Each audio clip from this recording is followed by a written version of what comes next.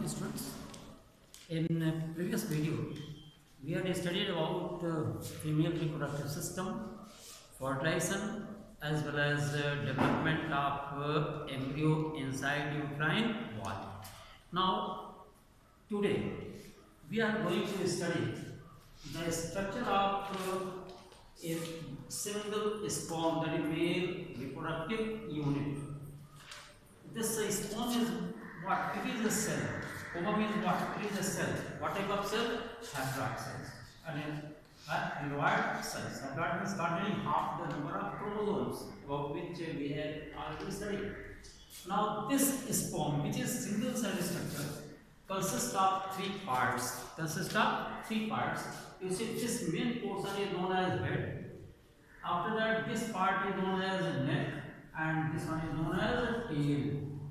Your head contains cytoplasm along with a big nucleus. Neck region contains a large number of mitochondria to provide more energy for rapid swimming of sperms. Mitochondria, which are present in neck in large number, provide more energy, too much amount of energy for rapid swimming of sperms inside the vagina or inside the uterus of the female. Tail helps in lashing movement, in swimming of this sperm inside the uterus. On the head, there is a cap-like structure. That cap-like structure is known as acrosome. What is the role of acrosome? This acrosome secretes an enzyme known as sperm lysine. Suppose this one is ovum, this one is female nucleus. Now, this ovum may be surrounded by means of a large number of sperms, may be surrounded by means of large number of sperms. The acrosome is not the acrosome. Which acrosome of which sperm? Acrosome of which sperm is secreting sperm lysine first. Suppose the acrosome of this sperm is secreting sperm lysine first. Then by the effect of this sperm lysine, the wall of ovum will get dissolved. And the head portion of this sperm will enter inside the ovum. Again, listen. The sperm lysine, which is produced by acrosome, will dissolve the wall of ovum, and by dissolving the wall of ovum, passage is provided, and the head portion of the sperm will enter inside the ovum. After entering inside the ovum, the nucleus of the sperm is fused with the nucleus of ovum. Nucleus of the sperm is fused with the nucleus of ovum, and cytoplasm of sperm is fused with the cytoplasm of ovum. So fertilization is completed. Now, how can we define fertilization? Fusion of male and female, reproductive gametes, fusion of male and female reproductive units is known as fertilization. Clear? So, acrosome, by secreting sperm lysine, helps in fertilization by dissolving the wall of ovum. This is the structure of the sperm as well as its functioning of different parts. Now, next one is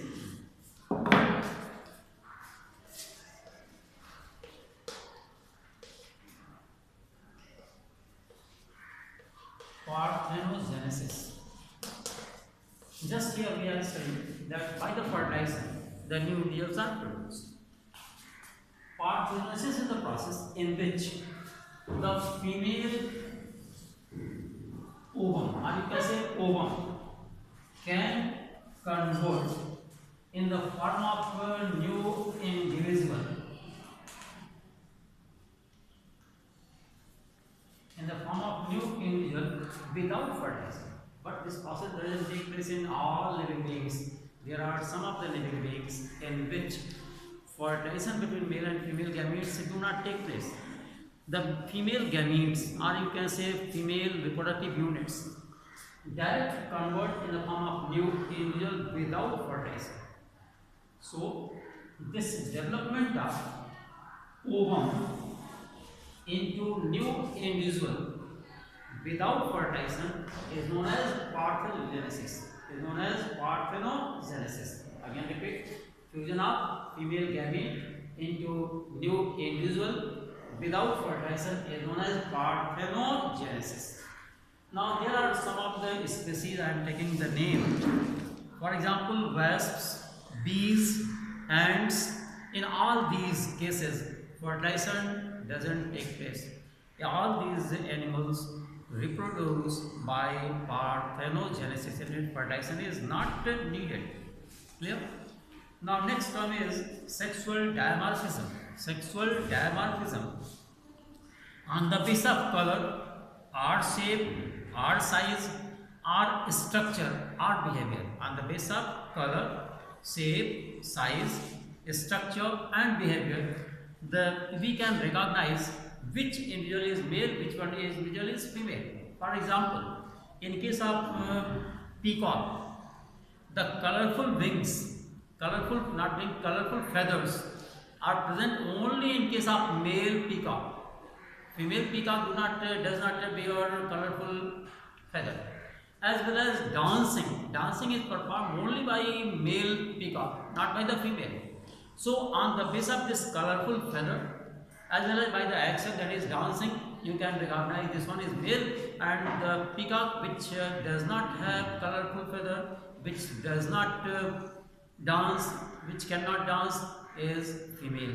So on the basis of colorful, on the basis of color, shape, size, behavior, etc., we can recognize which individual is male, which individual is female. This process of separating between male and female individual on the basis of this color, shape, size, structure, behavior, etc., is known as sexual dimorphism. Now, next term is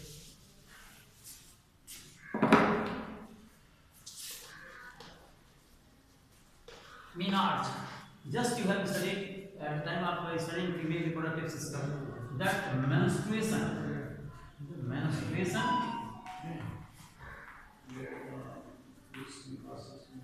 takes place and it is continued for 3 to 5 days in human females. This menstruation is started at the age of 12 to 14 years. In case of human females, this menstruation is started from 12 to 14 years. This first menstruation, which starts at the age of 12 or 13 or 14, is known as menarche. The first menstruation in human female is known as menarche, which may take place at the age of 20 year, 12 year, 13 year, 14 year, and this process is continued after every 128 days if fertilization is not taking place. This menstruation is repeated after every 28 days if fertilization is not taking place. This process is continued. Up to the age of this female 50 years. After obtaining the age of 50 years, approximately, this menstruation is permanently stopped. After obtaining the age of approximately 50 years, 55 years, 52 years, this menstruation is permanently stopped. This permanent stoppage of menstruation, at the age of 50 years is known as the menopause. So, menarche, these two terms are important for difference. Menarche is the starting menstruation. This takes place at the age of this 12 to 14 years, and menopause is permanent stoppage of menstrual cycle at the age of 50 years. Okay. Now next.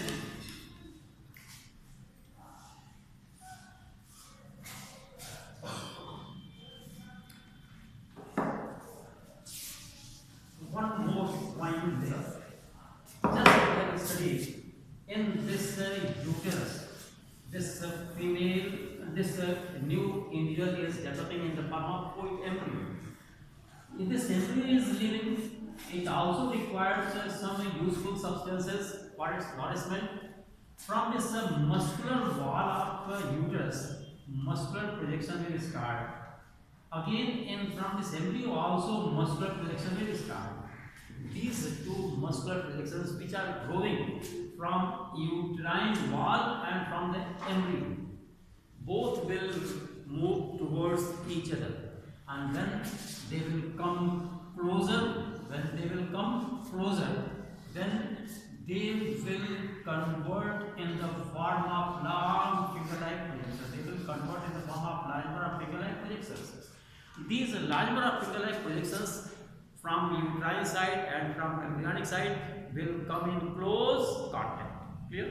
And this sheet-like structure, which is formed by the combination of embryonic villi and uterine villi, they are known as villi, is known as a placenta. Again, listen.